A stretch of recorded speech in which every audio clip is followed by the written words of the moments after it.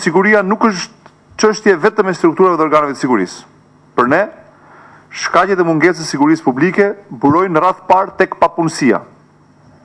Përpara se të jap fjalën drejtuesit të grupit punës, dua të shpjegoj diçka rreth shifrave më të fundit publike të Bankës së Shqipërisë për punësimin. Sipas këtyre shifrave, që janë bërë publike vetëm një javë më parë, në Shqipëri, në vitin 2010, në moshë pune janë 2.166.000 shqiptarë. Sipas njëjtave burime zyrtare në vitin 2010, këto janë shifrat më të fundit disponibël që ofron qeveria shqiptare, të punësuar janë 917.000 vetë.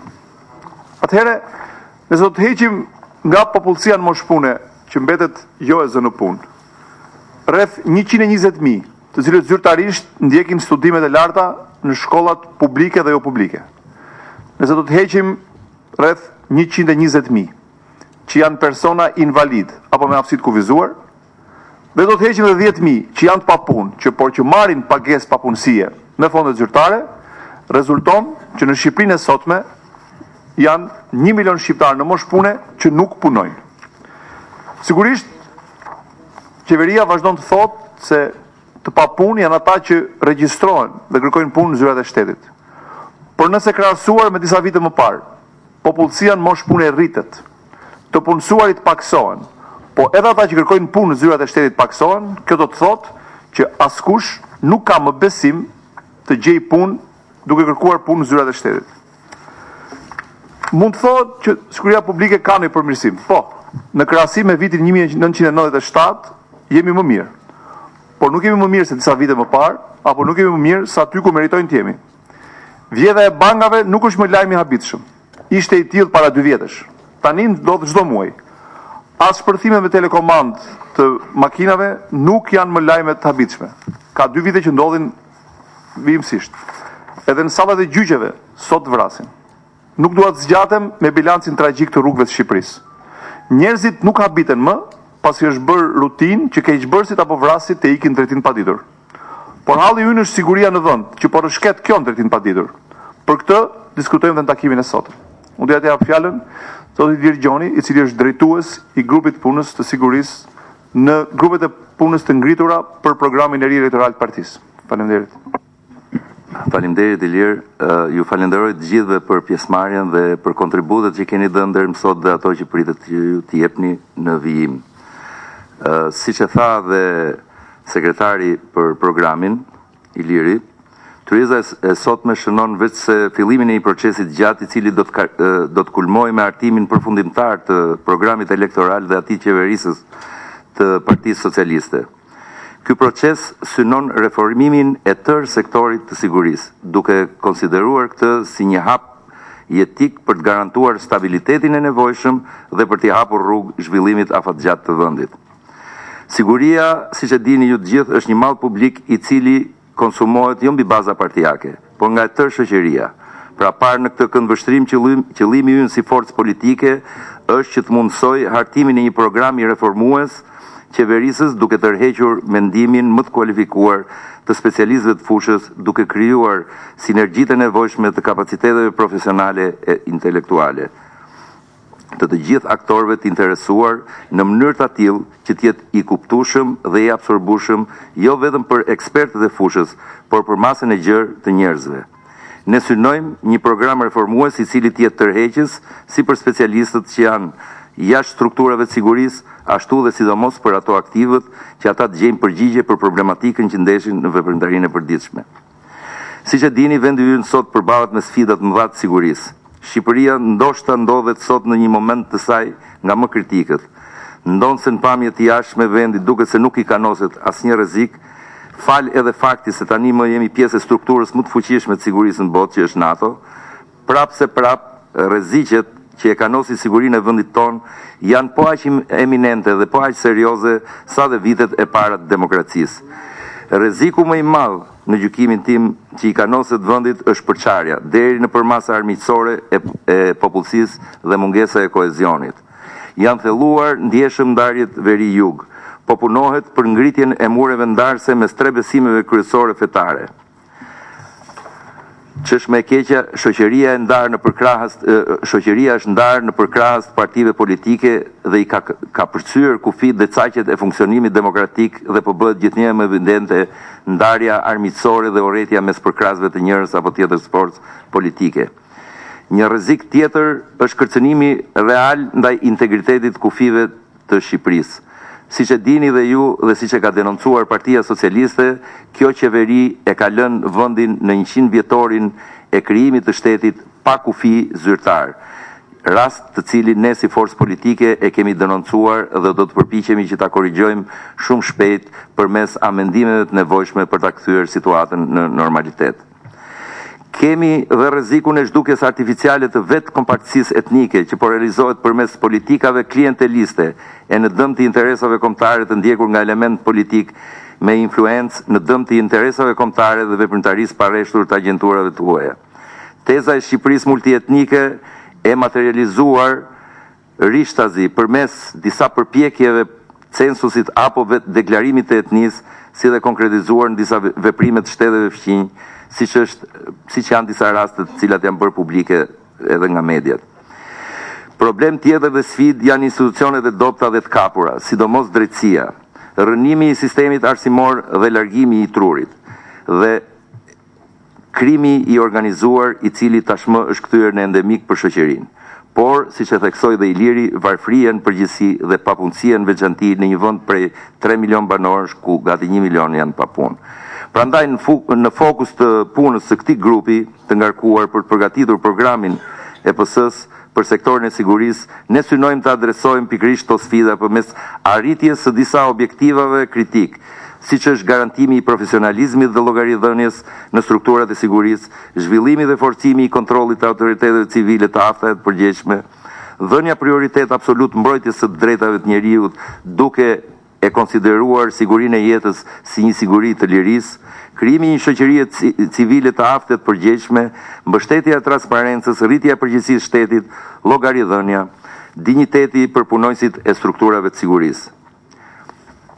Fatkeqësisht, ne sot jemi dëshmitar se kur përmendim rendin, ne atë e identifikojmë me 21 janarin. Kur përmendim mbrojtjen, ne identifikojmë atë me gërdecin. Kur përmendim qeverinë, identifikohet bloku. Këto janë simbolika që shprehin realisht realitetin e sigurisë në vendin tonë dhe të institucioneve që duhet dhe supozohet garantojnë sigurinë e shtetasve. Siç e keni parë dhe në programin e prezantuar në Kongresin e fundit Partisë Socialiste, synimet tona janë disa shumë dimensionale.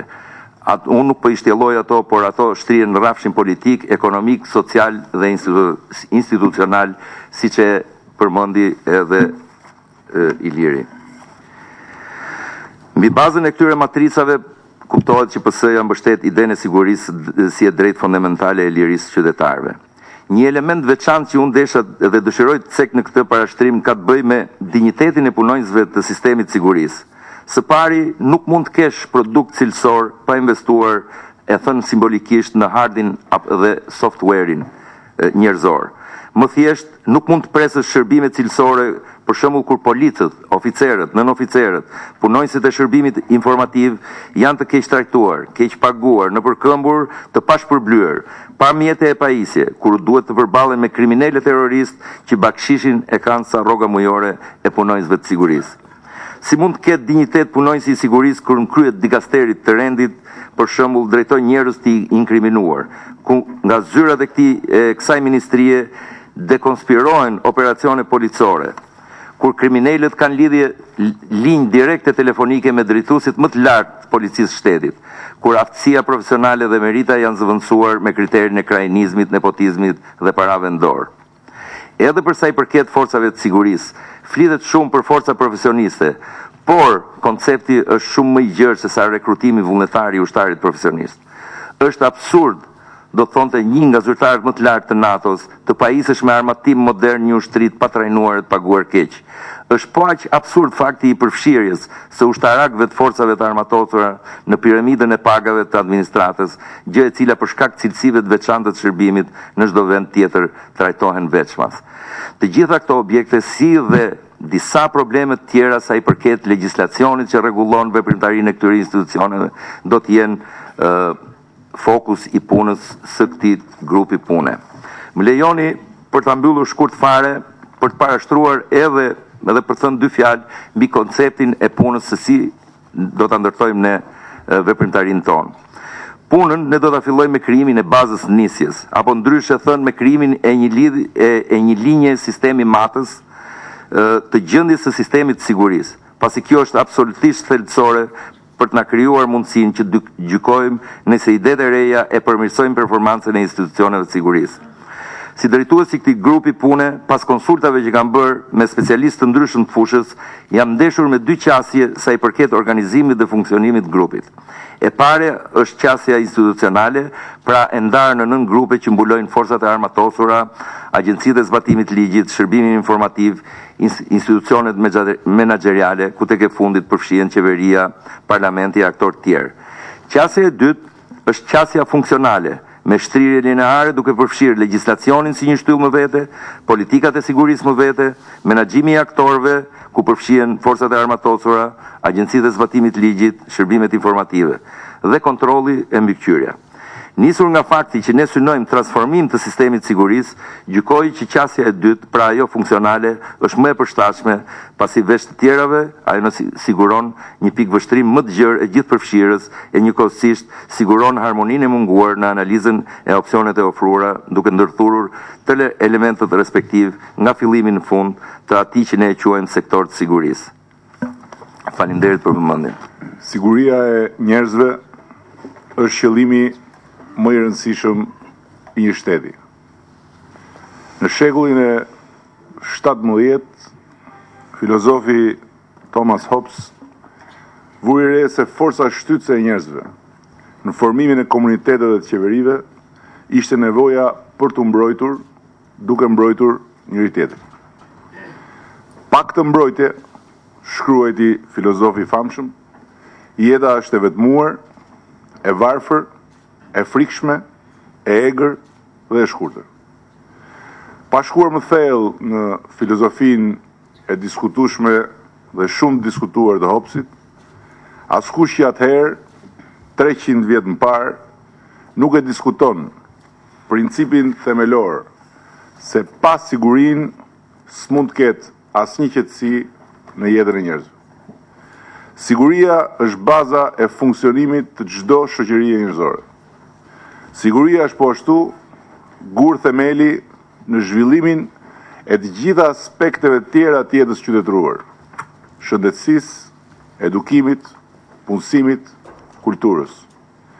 Të tëra këto aspekte lidhen me detyrimin moral të çdo qeverie moderne për të garantuar sigurinë shoqërore e individuale dhe në anë tjetër ndihmojnë në mënyrë të pazëvendësueshme në parandalimin e krimit.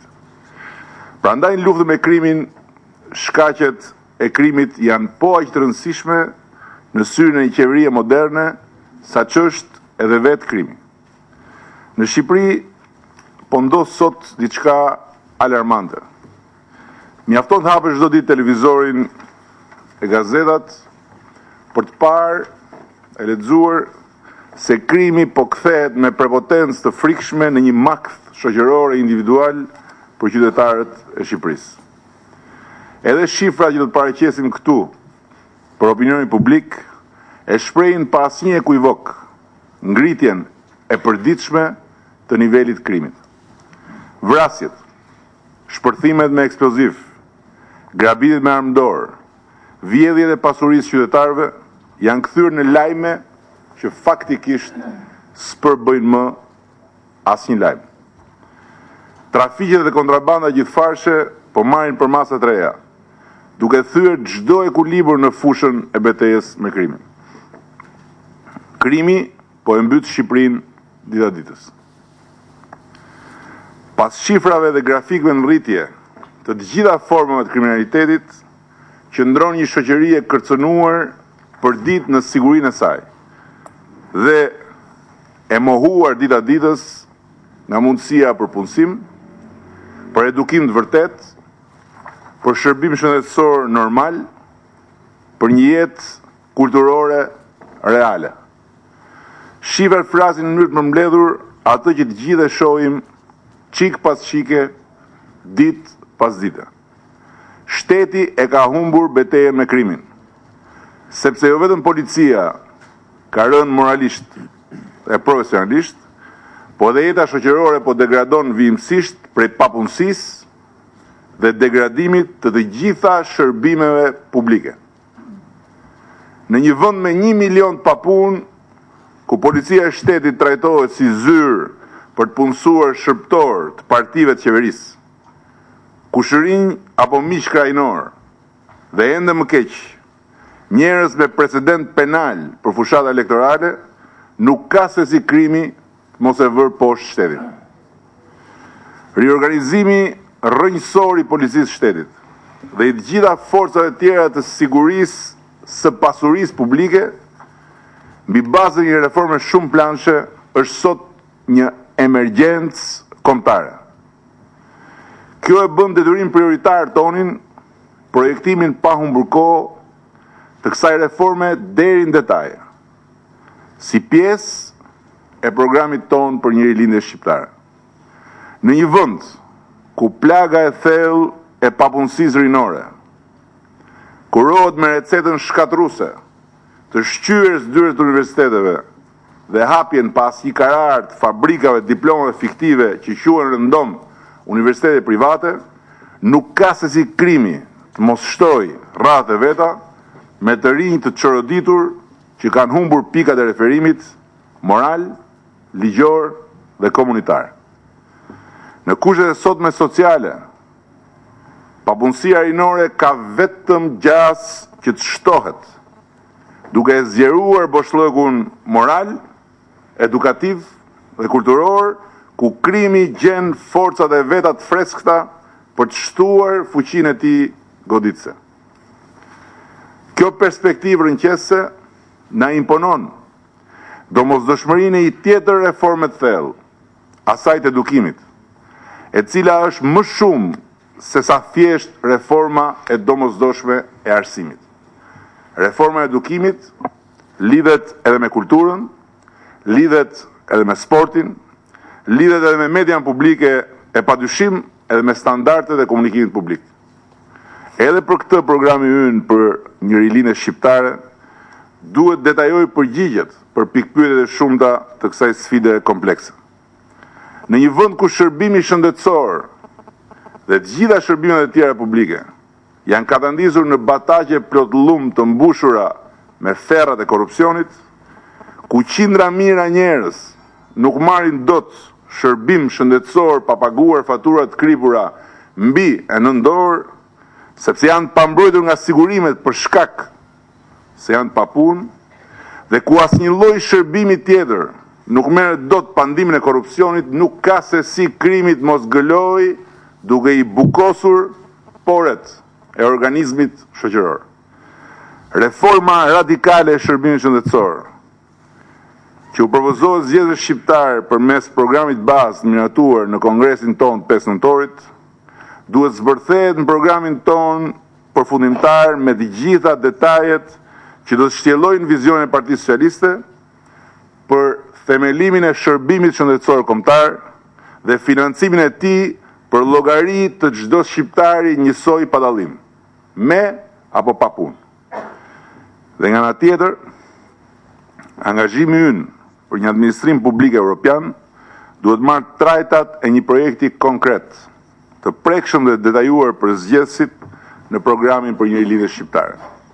Lejomi ta shpreh me bindje besimin se ekspertët e shumt dhe sot të papunë të forcave të sigurisë publike, si dhe eksperienca shumë e pasur ndërkombëtare në këtë fushë, do na ndihmojnë të mësojmë, kuptojmë dhe përvetësojmë gjithçka na duhet në rrugën e programit tonë. Të jemi të qartë. Programi për një rilindje shqiptare nuk duhet të jetë thjesht një dokument i vizionit dhe i angazhimeve tona të shkruara.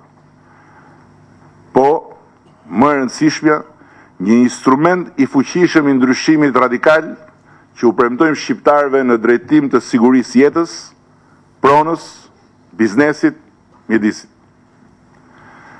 Nuk harrova padyshim kalbëzimin e sistemit drejtësisë dhe rënien e gjykatave në gjunjët e krimit dhe të korrupsionit. Por kjo le të mbetet temë vete, e cila i përket në këtë fazë tryezës së shtetit të drejtës, ndërkohë që sot e deri në ditën kur do të na jepet mundësia për të qeverisur, duhet ta themi me zë të lartë. Nëse krimi është mirë organizuar, rritur, forcuar, sofistikuar, në nivelet e veta më të larta, ndërkohë që është përhapur me shpejtësi në nivelin e rrugës, ne do të riorganizojmë, rrisim, forcojmë dhe sofistikojmë në nivelin e dur të gjitha forcat e rendit dhe sigurisë publike për ta përballur dhe për ta zbrapsur krimin. Krimi sot po përparohet në mënyrë frontale dhe përgjigjja jonë do të jetë frontale, sepse ne jemi të bindur se vënia e policisë shtetit në kushtet e duhura për të luftuar krimin është një domosdoshmëri jetike, po nuk është gjithçka për ta fituar këtë luftë që po bëhet dita ditës më e egër dhe më e ngatruar. Sjellja antisociale është ushqimi i bazë i kriminalitetit. Dhe zbutja e kësaj sjellje deri në eliminimin e pasojave të saj shpartalluese nuk është një mision ekskluziv i policisë dhe i forcave të sigurisë publike. Është një mision shumë më i gjerë shoqëror që qeveria e vendit duhet ta ndajë me prindrit, me familjet, me mësuesit e me pedagogët, me komunitetet dhe me media. Është një mision që fillon nga vetë sjellja e qeverisë, e cila sot, për fat keq, nuk e lufton, por e motivon me vetë shembullin e saj sjelljen antisociale të trinjve dhe të dëshpëruarve të shoqërisë sonë. Qeveria duhet të jetë në balë të luftës me krimin. Sot, ajo e ka pranuar e përsinë e krimit dhe është bërë burim inkurajimi për krimin me sjelljen e vet, krejt pa denjë publike dhe me vendimarrjen e vet të errët. Me retorikën e shifrave të gënjeshtërta dhe me sulmet barbare ndaj prokurorisë, që nuk kanë rreshtur 6 vjet me radhë. Me bashkëpunimin e hapur me kriminalët në fushatat e saj elektorale dhe me gradimin e pinjollëve të krimit në poste drejtuese të policisë. Jo vetëm kaq. Qeveria sot është bërë konkurrente e krimit në perceptimin publik, duke goditur haptas kushtetutën dhe ligjin përmes plumbave të nxjerrë nga pushkët e saj për të vrarë protestues opozitar, përmes pengimit të dhunshëm të hetimeve me fshirje gjurmësh dhe me kërcënime publike ndaj prokurores përgjithshme, përmes vjedhjeve të hatashme, me zë dhe me figurë, dhe përmes korruptimit spektakolar të proceseve gjyqësore ku është gjendur në bankën e të akuzuarit nga prokuroria. A nuk është sot, në të njëjtën kohë, e gjithë sjellja dhe komunikimi mizerabël publik i qeverisë, edhe një propagandë e hapur dhe e gjatë në favor të krimit dhe të sjelljes antisociale në mjedisin shoqëror? A nuk e inkurajon qeveria kësaj krimin në të gjitha nivelet, duke u shndruar ajo vetë në një trup që më shumë gjanë e interesuar për t'i shpërtuar ligjit, se sa për t'imponuar rendin ligjor në Shqipëri? A nuk e bën vetë sjellja antiligj dhe antishtet e qeverisë krimin më të guximshëm dhe më të suksesshëm në luftën kundër ligjit dhe shtetit? Pa asnjë dyshim po. Ashtu siç nuk ka asnjë dyshim se kur padrejtësia me qëllim fitimi bëhet shtys në vendimet dhe veprimet e qeverisë, çdo i ri i tërhequr prej krimit e ka një shtys fort më shumë për ta sfiduar drejtësinë që mishëron kushtetuta, ligji dhe morali shoqëror. Çdo kriminal dhe bandë kriminale e ka po ashtu një motivim më të madh për të shkuar përpara në rrugën e padrejtësive që shkaktojnë vdekje, plagosje, shpërthime, grabitje, plagë të pangushëllueshme në familje njerëzit zakonshëm dhe padyshim në të gjithë bashkësinë tonë. Por dhe çdo polici thjesht e ka kësaj një justifikim për të tërhequr dhe për të strukur në qoshën e vet, duke mos nguruar të zjas dorën për bakshishet, që natyrshëm i duken krejt normale, krahasuar me përfitimet e mëdha të shefave lart dhe me pasurimin maramëndës të të mëdhenjve edhe më lart. Ne angazhohemi të qeverisim ndryshe. Kjo do të thotë se në radhë parë do të sillemi ndryshe me kushtetutën, me institucionet, me opozitën, me qytetarët dhe me komunitetet. Do të sillemi ndryshe me ligjin dhe me drejtësinë, edhe nëse korrupsioni do të prek këdo qoftë ndër përfaqësuesit tanë. Do të sillemi ndryshe pas një dyshim edhe me krimin e me shkaqjet e tij. Kjo është një luftë që sot po e fiton krimi, ndërsa nesër do ta fitojë shteti. Unë e di si fitohet kjo luftë, dhe jam i bindur se ka vetëm një rrugë, të palëkundur kundër krimit, të palëkundur kundër shkaqeve të krimit. Por shqiptarëve nuk do të themi vetëm kaq. Do të themi një për një se çfarë do të bëjmë për ta fituar luftën me krimin. Prandaj është ngritur edhe ky grup pune që duhet dëgjoj sa më shumë ekspert dhe njerëz në të gjithë Shqipërinë për të pasur në fund një program plot për rendin dhe për sigurinë publike e parë si tërësia e kushteve dhe marrëdhënieve që garantojnë jetën, garantojnë pronën, garantojnë biznesin, garantojnë mjedisin. Një program që t'jetë pronë e sa më shumë shqiptarëve. Një program që t'i shtyjë shqiptarët drejt një zgjedhje pa asnjë ekuivok, mes të shkuarës që sot ka marrë peng Shqipërinë dhe të ardhmes që shqiptarët do ta çlirojnë nga kthedhët e shkuarës duke votuar programin tonë për një lindje shqiptare. Ju uroj sukses në këtë sfidë të vështirë, por absolutisht mundur të programit për një lindje shqiptare mbi sigurinë publike, të cilën do ta garantojmë së bashku, siç do të garantojmë fitoren në luftën me krimin. Faleminderit. Faleminderit zoti Rama për të vijuar diskutimet. Unë do të ftoj Pierin Dreun, i cili do të bëjë një prezantim me disa të dhëna konkrete për situatën e kriminit dhe pastaj të vazhdojmë debatin. Tani për ta bërë më konkrete gjendjen, do të demonstrojmë grupin e krimeve kundër personit dhe pasurisë, të cilat kanë impakt të drejt për drejt në jetën dhe pronën e individëve.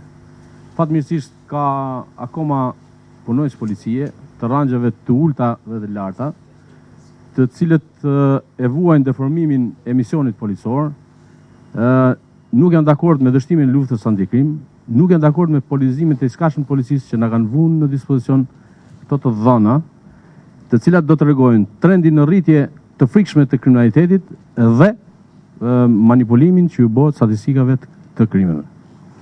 Ktu është kriminaliteti vjetor, që vjen nga 2005 deri në 2011, që tregon se kriminaliteti është dyfishuar, bile më shumë se dyfishuar. Pra në qoftë se në 2005 raportoheshin 8250 vepra penale, në 2011 janë 17659 vepra penale. Krimet kundër personit kanë pësuar një rritje, siç e shikoni, është krejt e qartë se çfarë trendi kanë marrë, nga 727 në 861. Janë vrasjet. Trendi është i dukshëm në rritje, pra është krimi që ka rrezikshmëri më të madhe shoqërore dhe paraqiten një rritje të ndjeshme. Janë krimet kundër pronës. Siç e shikoni, janë dyfishuar pothuajse. Pra, lufta kundër këtyre krimeve ka dështuar. Ashtu siç ishin më parë. Janë vjedhjet më dhunë, ku rrezikshmëria e këtyre veprave penale dihet se është shumë e lartë. Shikoj trendin. Janë vjedhjet me armë, janë të dy fishuara. Kjo vepër penale gjithkush nga ju e di se është një rrezikshmëri të lartë shoqërore. Janë vjedhjet e banesave, që dukshëm janë në ngjitje.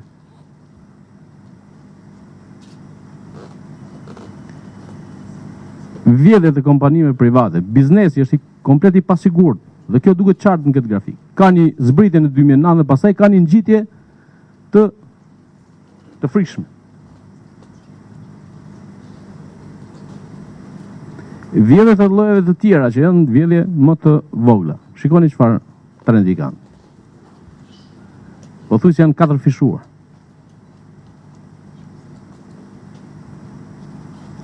Armbajtja pa leje është një vepër penale nga e cila rrjedhin shumë ngjarje që nga vrasjet dhe ngjarje të tjera që kanë lidhje edhe me krimet kundër personit dhe pronës. Shikoni ç'trend kanë. Duke pas parasysh këtu se këto vepra penale nuk reflektojnë realisht realitetin, por janë vepra penale që evidentohen, sepse situata është akoma më e rënduar.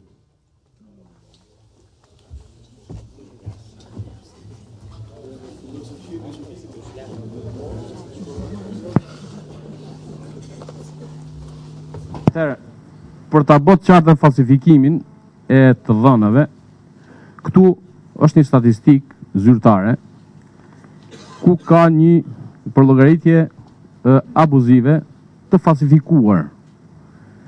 Me qenë se krimet kundër personit ju e dini se nuk mund të lehen pa marrë kallëzim, por krimet kundër pronës lehen, merret kallëzimi dhe nuk deklarohen në prokurori. Këtu të gjithë mbledhja e shifrave të vitit 2010 dhe të vitit 2011 është e falsifikuar. Në vend se tjetë në shifrën 800 e sipër, është 520. Ne do avem dispozicion edhe për mediat që ta shikoj se si falsifikohen shifrat. Dhe krimi i vrasjes është fragmentuar. Janë lënë jashtë vrasjet që vinë nga një ngjarje tjetër, janë lënë jashtë vrasjet që vinë për shkak secilive të veçanta, janë lënë jashtë vrasjet nga pagujdesia. Pra, e bën vetëm rubrika vrasje, duke fragmentuar këtë krim dhe duke dhënë idenë sikur këto vepra penale janë në nivele të ulta. Pra, kjo ishte panorama që unë dova t'ju them. Duket se lufta kundër krimit ka dështuar. Po këtu kemi edhe problemet, thamë, do flasim edhe për ato që kanë impakt të jeta e njeriu. Aksidentet automobilistike. Shkela rregull çarkullim rrugor, shikoni çfarë. Trajektore ka marrë. Pra, një trajektore të frikshme. Faleminderit. Faleminderit Kerin. Tash ti jeni të ftuar dhe të lutur që të vazhdojmë diskutimet. Po shihni. Shtypi pak ato. Tash u njohëm me statistikat e paraqitura, domethënë statistikat ashtu si ku ndërru tha, nuk përbëjnë ndonjë lajm në Shqipëri ku trendi i ngjarjeve kriminale jo vetëm që është në rritje, por nuk lë kohë nga ngjarja në ngjarje për të patur një lajm. Më lejoni që të futem pak më në detaje për sa i përket situatës, le të themi, institucionale në lidhje me gjendjen e krimit në Shqipëri dhe njëkohësisht kthehemi edhe tek tema e ditës që është programi. Ngjarjet kriminale dhe veprat sipas statistikave u lexuan janë rritur në mënyrë të rrezikshme. Më e rëndë bëhet situata për një numër të madh prej tyre, të cilat nuk denoncohen. Në mungesë të besimit publiku tek institucionet shtetërore dhe si pasojë e frikës dhe shantazhit. Policia e rendit ka harruar detyrat e policimit në komunitet dhe është kthyer në polici gjobvëndse me blok në dorë. Aksidentet rrugore kanë arritur në shifrat frikshme dhe shërbimi kufitar në pikat hyrëse e dalëse të Shqipërisë i ngjan shërbimit mikpritësve të haneve të dikushme, personeli policor është tërësisht i deformuar, i parësimuar e nepotik, me policë marrë nga rruga e me ofiqar që ruajnë shkallët e pallateve të tyre me kamera dhe që përsëri ju vën bomba. Sot kemi një polici me drejtues të inkriminuar e të akuzuar për trafik e bashkëpunim me krimin. Dhe kjo vërtetohet katërcipërisht në veprimet antiligjore e kriminale të policisë në 21 janar e ditët në vazhdim. Si dhe zgjedhjet e 8 majit, ku drejtuesit e policisë, pavarësisht nga deklarimet publike, hoqën uniformën e depolitizimit dhe u rreshtuan me KPDI-llëk për krah militantëve e zyrtarëve të tjerë të pushtetit kundër opozitës në shkelje të hapur me ligjin. Por personalisht, kam përshtypjen se ne si shtet e si qytetarë të këtij vendi nuk kemi shumë histori policore për të mburur. Gjatë gjithë historisë së shtetit shqiptar, policia ka qenë në hije. Asnjëherë nuk kemi patur një polici elitare, me drejtues të spikatur, me kulturë të gjerë profesionale e dije me baza shkencore. Një trup policore me integritet, kompetencë profesionale me një karrierë të sigurt. Pikërisht për gjitha këto arsye, të cilat edhe të tjera që parafolësit i përmendën, jemi në momentin që edhe për agjencitë e zbatimit ligjit dhe posaçërisht për policinë të ketë një rilindje shqiptare. Por ajo që unë personalisht kuptoj është një përmbysje e madhe. Statistikat janë statistika, ato janë të rëndësishme dhe e kanë domethënien e tyre. Por ne duhet luftojmë me koncepte, standarde dhe vlera. Policia e shtetit shqiptar duhet jetë një shërbim për publikun shqiptar. Por në themel të ushtrimit detyrave duhet të jetë trajtimi me dinjitet human, respekt dhe ndërgjegje të pastër të gjithë atyre që përballen me të, për të mirë apo për të keq. Respektimi i drejtave individuale e kushtetuese të publikut duhet të jetë qëllimi i punës saj. Një analizë e hollësishme e defekteve, analizë historike, politike, profesionale, duhet bërë e shoqëruar dhe nga një analizë e hollësishme e shanseve që programi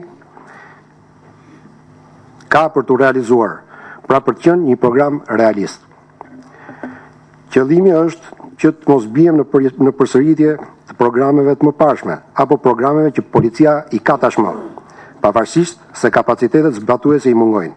Programi i ri duhet jetë një kompleks idesh, politikash e standardesh të reja, jo duke patur në mendje një institucion utopik, por duke patur në mendje një institucion, pjesë integrale e një shteti që duhet ndryshohet dhe që është qëllimi e misioni i programit të madh të Partisë Socialiste.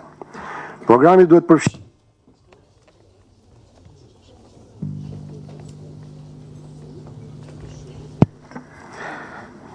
Programi duhet përfshi ndërtimin institucional, ku duhet kemi bazën ligjore programore, ndërtimin strukturor, burimet njerëzore dhe këtu mund të ndahemi për shkak problematikës si rekrutimi, arsimin policor që tashmë nuk ekziston dhe për cilin policia shqiptare ka më shumë nevojë se për çdo gjë tjetër.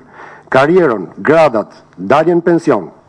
Kalojmë kolona të tjera, mbështetjen logjistike, marrëdhëniet brendshme institucionale dhe ato prokurori, gjykat, jo në aspektin e ndërhyrjes tek puna e njëra tjetrës, por për ndërtimin e politikave të përbashkëta për luftën kundër krimit. Marrëdhëniet ndërkombëtare me Interpolin, Europolin, deri tek ato dypalçe e tjera.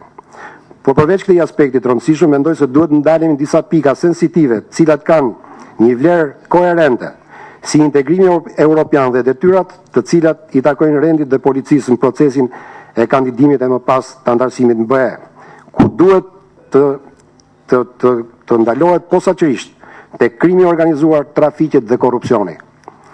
Trajtimi në mënyrë krejtore i këtyre momenteve do të jetë një element besoj që duhet i shërbej programit. Njëkohësisht, mendoj që një temë e veçantë në program duhet jetë trajtimi në mënyrë krejtore e krimit mjedisor që po shkreton e rodon sot Shqipërinë. Një temë tjetër mund të jetë menaxhimi integruar i kufive, jo vetëm si një element policor që pretendohet që po zbatohet tani në polici, por si një teori europiane e zhvillimit rajonal. Teoria e parandalimit krimit, jo vetëm si veprim policor, por si një ndërmarrje ekonomike, arsimore e sociale. Policimi në komunitet, jo si një temë e dështuar seminaresh, por pjesëmarrje interaktive në një trekëndësh, polici, komunitet, autoritete lokale, deri në krijimin e akademive të policisë me pjesëmarrje të komunitetit. Trajtimi kritik i numrit pafund të policive e inspektorateve që kemi sot, polici private, pyjore, bashkiake, ndërtim qendror, ndërtim lokal, inspektorat mjedisor, hetim tatimor, task force e ujit, task force e elektrikut, etj. Këtu mund kemi dhe një numër temash të tjera të cilat mund trajtohen, si pozicionimi, varësia dhe detyrat që zgjidh Garda e Republikës. Personalisht unë jam një njohës i strukturave të Ministrisë Brendshme, por sot nuk jam në gjendje të them cila është detyra që ka Garda e Republikës në shtetin shqiptar. Kështu që besoj që edhe në këtë drejtim ekspertët duhet pozicionohen dhe t'japin mendime, apo sot ka 2-3 ditë a një javë që jemi në kushtet e një emergjence civile. Nuk e dim se cila është aftësia e shtetit shqiptar sot për të përballuar emergjencat civile. Pra këto janë element të sigurisë. Apo përmendim këtu shërbimin zjarfikës. Por nuk po ndalemi thjesht sepse ky është një vështrim i shpejtë. Sigurisht programi do të detajohet e shtrihet në fusha specifike si krimet, rendi publik, kufiri, qarkullimi rrugor, planifikimi i shpërndarjes forcave e tjera. Pjesa e programit për sigurinë e rendit ka një rëndësi të madhe edhe për publikun. Ai do të jetë i interesuar të di se si Partia Socialiste do të ndryshojë gjërat në këtë fushë dhe sa siguri do të prodhojë në qeverisje. Për të mos u zgjatur dhe për të lënë vend edhe tjerëve, më lejoni zoti kryetari i Partisë Socialiste t'ju shpreh angazhimin e organizatës që unë përfaqësoj dhe timin personal për të kontribuar në hartimin e këtij programi madhor e me rëndësi të jashtëzakonshme për të ardhmen e Shqipërisë. Faleminderit. Faleminderit.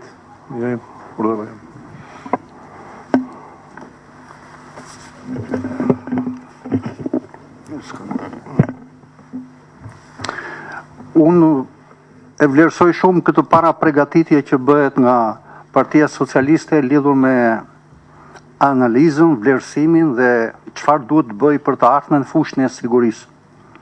Duhet ju them që edhe më përpara ka pas programe, plane, po e keqja është që ky planifikim, ky programim që bëhet në rrugë shtetërore dhe ligjet që miratohen nga kuvendi nuk marrin jetë gjatë rrugës për zbatim.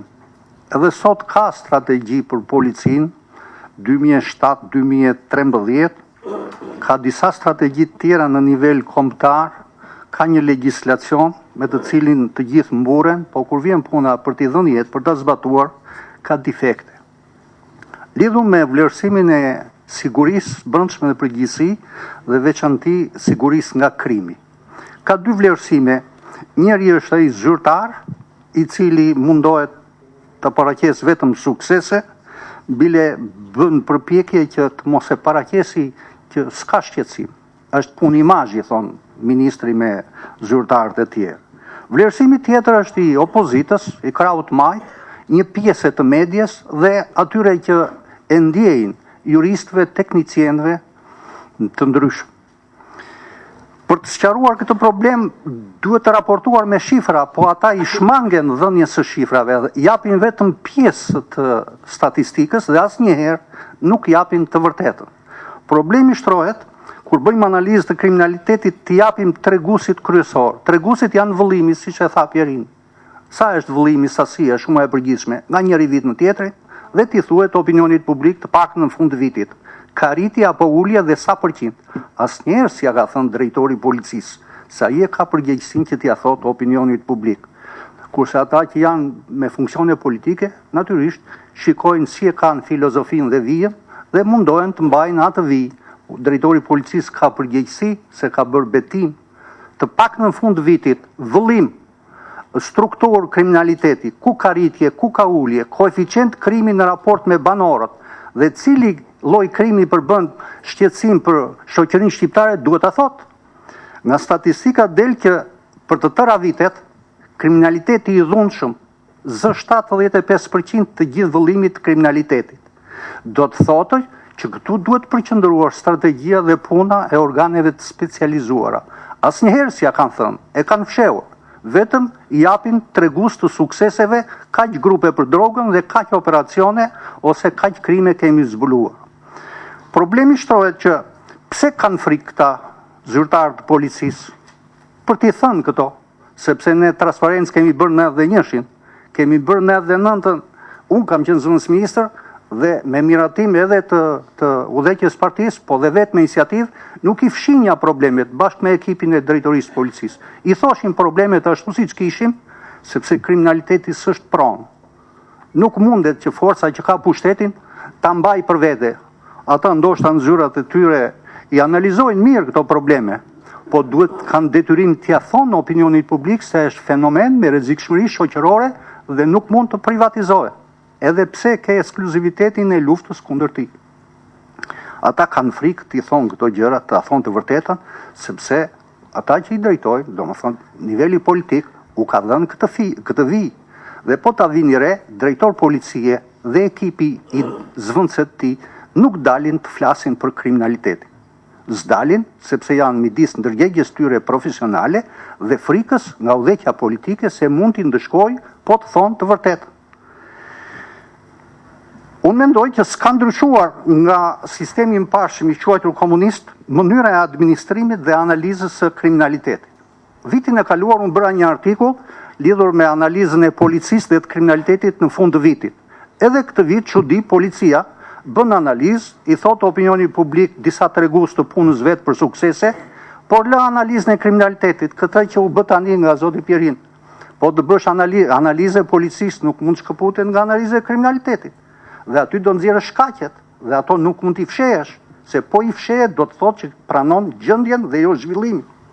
Këtë diferencë midis bërjes së analizës për policinë dhe analizës për krimin, kjo duhet të prishet se ndryshe atëherë nuk ka zhvillim, nuk përcakton ku ke defektet, ku janë shkaqet dhe cilët janë prioritetet. Lidhur me vlerësimin e policisë, për të bërë vlerësimin e policisë si institucion, unë mendoj që edhe këtu ka fshehje të gjendjes të realitetit. Policia e shkret ka 20 vjet që mundohet dhe është në kërkim të identitetit. E kam fjalën që mundohet të zbatoj ato parime që ka ligji i policisë, por nuk arrin. Dhe nuk arrin sepse se lë udhëheqja politike, se dhe vija politike. Për interesat e pushtetit e deformojnë edhe ligjin për policinë, në vend të depolitizimit e politizojnë. Në vend të besueshmërisë, vetëm një pjesë mund të vënë në polici. Ne të tjerët dhe të tjerë që janë jashtë nuk vënë dot sepse mungon besueshmëria. Në vend të llogaridhënies, transparencës, japin kryejnë veprime të tjera, do të thotë deformohet, keq interpretohet zbatimi i ligjit. Dhe ai drejtori i policisë që ka mbyll gojën, apo kushdo që e zë atë karike, kanë përgjegjësi të madhe. Nëse mund të falet politikanëve, ministra e zëvendës ministra, ekipi drejtues nuk i falet, sepse ai është një udhëheqës i organizatës policisë dhe ka detyrime ligjore, nuk ka detyrime politike partijake, të cilat ndryshojnë her pas here. Lidhur me të ardhmen se çfarë duhet bërë, unë mendoj që duhet bërë analizë lidhur me qëndrimin për policinë, po jo vetëm për të. Duhet rikonceptuar i gjithë sistemi i policimit në Shqipëri. Natyrisht policia ka vendin kryesor në këtë sistem policimi, me dëshirën e mirë që të ngushtohet numri institucioneve, të rishikohen përgjegjësitë, po jo me atë dëshirë që paraqet ai ministri, i cili herë mbur policinë për luftën kundër kriminalitetit, herë thotë që policia s'bën hetime. Një njeri i tillë që pretendon të jetë dhe jurist dhe disa herë ka përsëritur, do të thotë që se njeh legjislacionin ose i vjen mirë ta thotë një gjë të tillë. Policia e bën hetimin, pse kush e bën hetimin?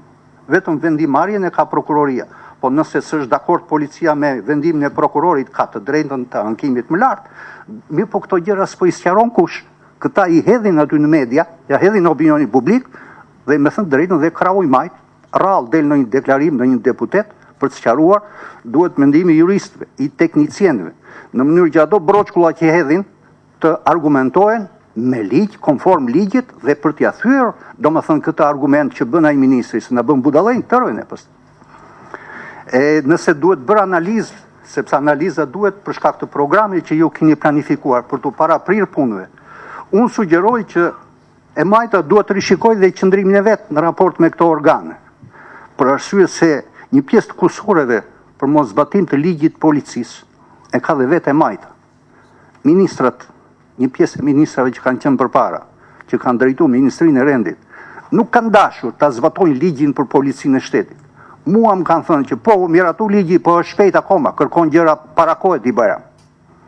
Do të thotë, nuk në e solli të keqen polici vetëm këta që e kanë tani Ministrinë e Rendit dhe policinë. Po ta bëjmë këtë, do të dalja i program më mirë, në mënyrë që të mos përsërisim gabimet e shkuara. Unë si Bajram jam gjithmonë polic, ngelem një teknicien i gatshëm, me qënë se kam lidhë jetën me policin, edhe tani unë kontriboj aq sa mundem në fushën e legislacionit. Faleminderit. Faleminderit. Po Iris. Në fakt unë do doja të ndaja me juve një pjesë të mendimit që ka një pjesë e shoqërisë civile që merret me dhunën familje, sepse është një pjesë që ne ndajmë vazhdimisht me policinë. Prej shumë vitesh unë kam drejtuar një organizatë dhe vazhdoj ta drejtoj një organizatë që ofron asistencë ndaj viktimave të dhunës familje, që është një qendër që ofron këshillime dhe mbështetje psikoemocionale viktimave të dhunës, po edhe sistem referimi në shërbime të tjera kur është e nevojshme. Kështu që detyra jonë është që shpeshherë të jemi në kontakt edhe me policinë për shkak edhe të ndonjëherë të emergjencës që mund të kenë rastet e viktimave të dhunës. Disa raste pa diskutim që na lidhin pozitivisht me policinë, po janë disa raste tjera që na lidhin negativisht. Edhe në fakt kujtohet përpara një viti kemi pasur një histori të shëmtuar me një grua që ishte viktime dhunës familje në një qytet verior të Shqipërisë. Ishte për fatin e saj të keq gruaja e shoferit të forcave të ndjekjes të këtij qyteti, kështu që në momentin që vendosi të braktiste shtëpinë ku ajo dhunoi sistematikisht, i shoqi i saj shofer i forcave të ndjekjes arriti që të ndaloi dhe autobusin që po e sillte atë deri në Tiranë, ndaloi në Shkodër, i detyroi gjithë autobusin të kthehej mbrapsht në vendin ku ishte marrë gruaja, edhe për të ushtruar një lloj presioni edhe ndaj shoferit të autobusëve dhe shoferëve të tjerë që do guxonin ta merrnin me vete këtë grua të dhunuar për ta transferuar diku tjetër. Dhuna vazhdoi sistematikisht mbi të edhe për 6 muaj të tjerë dhe pastaj me mundësira të tjera alternative ajo arriti të vinte në Tiranë, ku vendi i parë ku shkoi në fakt ishte drejtoria e policisë Tiranës, edhe aty menjëherë mbas gjithë informimeve që kemi bërë në media për mënyrat se si të mbron ligji nga dhuna në familje nëpërmjet një urdhri mbrojtje apo një urdhri të menjëhershëm mbrojtje, plotsoi një urdhër mbrojtjeje pranë drejtorisë policisë Tiranës, e cila më vonë u zhduk sepse bashkëshorti i saj ishte njëkohësisht edhe nipi i njëri prej funksionarëve të lartë policisë, gjë që arriti ta linte pas një lloj gjurme edhe totalisht pa mbrojtur këtë grua të dhunuar. Pastaj erdhi në qendrën e këshillimit, aty pa diskutim që i plotsuam një urdhër tjetër mbrojtjeje, dhe njëkohësisht një presion të jashtëzakonshëm në atë kohë kemi bërë me Amnesty International, në mënyrë që kjo grua që rrezikonte jetën, sepse në fakt pastaj edhe kur erdhi puna në gjykatë për shkak presionit madh që ushtroi Amnesty International mbi strukturat e policisë, pati edhe një përleshje ndërmjet burrit saj dhunues dhe forcave të rendit pastaj që kishin dalë në mbrojtje të viktimës, u nxorën dhe armët, një çështje që ishte jashtëzakonisht shumë e rëndë. E mora këtë si shembull për treguar që në fakt në 2004 këtu ushtrua një presion po prapë i rëndësishëm nga organizatat e grave, në mënyrë që policia e shtetit kishte në të gjitha rajonet kishte një njësi që do merrej me dhunën familje. Dhe në 2004 kjo njësi u caktua dhe funksionon në për gjitha rajonet e vendit, por ka vetëm një hile shumë të vogël në këtë mes, sepse hidhen pafund fonde për të trajnuar policët që punojnë për këto njësi të dhunës. Organizata jonë është një prej organizatave që ka trajnuar policë në disa rrethet vendit dhe me statistikat tona 80% e këtyre njerëzve që janë trajnuar tashmë nuk janë për pozicionet e tyre, janë totalisht të ndruar. Këto janë para të hedhura dëm, këto janë struktura të specializuara që shkojnë kot, këto pa diskutim që i bëjnë një të keqe shumë të madhe këtij vendi, i bëjnë një të keqe jashtëzakonisht shumë të madhe luftës kundra dhunës në familje. Do doja të kujtoja se vetëm në vitin 2011, 17 gra kanë humbur jetën e tyre si shkak i dhunës familje, 2 prej tyre brenda një dite në muajin nëntor, 2 prej tyre brenda një dite, disa ditë më përpara, edhe pse nuk janë viktima të dhunës familje. Por pa diskutim që kjo është një dhunë barbare që ushtrohet në gjithë shoqërinë tonë edhe një dhunë që ushtrohet jo vetëm brenda familjes, po ta merr jetën edhe kur ti je një kalimtar, je duke ecur në rrugën tënde edhe krimi të merr jetën. Një vëmendje të posaçme, në fakt, organizatat e shoqërisë civile i kanë kërkuar forcimin dhe rritjes efektive të mjeteve të zbatimit të ligjeve ekzistuese, sepse mungesa e ndëshkueshmërisë penale për dhunën familje, pa diskutim ne mendojmë se na çon në shkaqe të tilla ekstreme. Për këtë arsye, organizatat e shoqërisë civile dhe veçanërisht ato që merren me dhunën familje kanë kërkuar edhe Këshillit Ministrave dhe Kuvendit të Shqipërisë që vendos një vepër të posaçme penale në Kodin Penal, që ta dhunojë në mënyrë sistematike dhunën që shkel dinjitetin dhe personalitetin e anëtarëve të familjes, sigurisht në mënyrë të veçantë kjo ushtrohet ndaj grave dhe fëmijëve. Kjo mas duhet sigurisht të shoqërohet edhe me ndryshime në kodin e procedurës penale, me qëllim që ndjekja penale e dhunuesve brenda familjes mos jetë një çështje që ndiqet vetëm nga shteti, përmes prokurorisë, sepse kjo e fundit nga ana tjetër nuk mund ta lërë një viktimë në një proces që është jashtëzakonisht shumë i gjatë gjyqësor dhe me kontributet vetëm të viktimës. Faleminderit.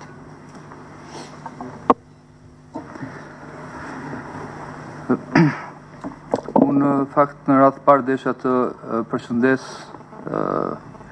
Partinë Socialiste për shpalljen e një vizioni kombëtar për sigurinë, gjë që deri në sot nuk ka ekzistuar dhe shumë nga problemet që ne ballafaqohemi dhe që u ngritën dhe këtu janë edhe rezultat i qasjeve fragmentare apo të pjesshme të cilat kryesisht kanë qenë, si thua, mënyra se si ky sektor është zhvilluar në këto 2 dekada. Do doja thjesht të përmend një fakt që retorika për shembull e integrimit në NATO domosdoshmërisht nuk mundet që të jetë nuk mundet që të unifikohet apo të identifikohet me një vizion kombëtar, sepse siç po e shohim, ajo është një pjesë apo një segment i saktuar i sektorit sigurisë i cili zgjidh disa probleme, por nuk zgjidh të tjera të cilët sapo i dëgjojmë këtu. Kështu që në radhë të parë kjo është një diçka unike të cilën unë e përshëndes dhe si ish punonjës në këtë sektor, po dhe si studiues që jam, si thua që gjej si diçka shumë të përparuar. Por mendoj se një vizion i tillë, ashtu siç dhe nuk mund të vlerësojmë përpjekjet e deri tashishme, por që mund të shërbejnë dhe për të kuptuar vështirësitë që ka implementimi i një vizioni të tillë, pasi sektori sigurisht ashtu si dhe një sektorët e tjerë në radhë parë do qeverisur.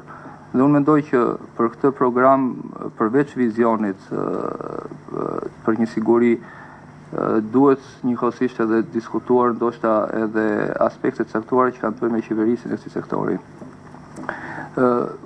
Dua të them, në qoftë se u fol këtu për shkaqe nga zoti Rama, një nga arsyet e atyre që përmendi zoti Yzeiri për shembull, në lidhje me raportet midis Ministrisë së Brendshme dhe sektorit dhe policisë shtetit janë pikërisht probleme që kanë të bëjnë me konceptet të menaxhimit të këtij sektori, që një nga parimet e veta ka ndarjen e qartë të roleve të pjesës menaxhuese, që është pjesa politike e ministrisë me pjesën me uniform. Po kjo është e vlefshme edhe për sektor të tjerë si ai forcave të armatosura apo dhe agjencive të tjera në Shqipëri të shërbimeve informative.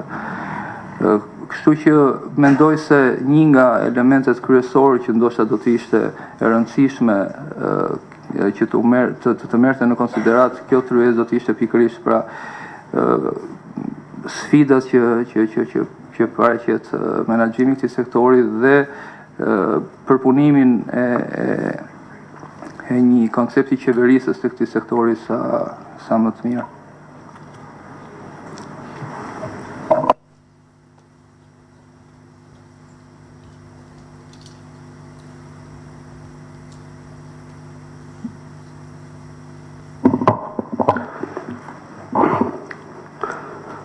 Para të së gjitha, duhet të falenderoj organizatorët për ftesën.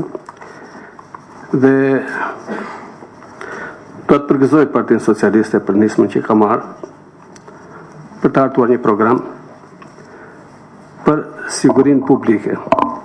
Natyrisht jam i mendimit që siguria publike është pjesë e tërësores asaj që quhet siguria kombëtare. Dhe natyrisht po të hapësh edhe internetin, sitin internet të NATO-s apo të shteteve tjera për konceptin e sigurisë kombëtare, natyrisht është një koncept shumë i gjatë që fillon elementin e parë fillon me klasifikimin e informacioneve dhe vazhdon me të gjitha problemet e tjera. Natyrisht që problematikat janë të shumta, do me thënë fenomenet janë të shumta, e forcat që e përbëjnë atë po ashtu janë të shumta. Natyrisht ajo që është më e ndjeshme në jetën tonë përditshme kuptohet që është siguria publike sepse ka të bëjë direkt me pasojat që pëson qytetari nga këto fenomene, nga vjedhja, nga kërcënimet, nga gjitha këto gjërat. Por natyrisht edhe këto nuk janë të palidhura me pjesët e tjera të krimit dhe të presioneve që mund të vinë nga jashtë apo nga brenda. Të gjithë sektorët e të fenomeneve të tjera, ne jemi dëshmitar që tashmë krimi organizuar dhe në mënyrë domethënë për të bërë vjedhje nëpërmjet kërcënimit me armë apo dhe vrasje ka mbritur nga jashtë, ka mbritur në Shqipëri, pra ka lindur fenomene të reja.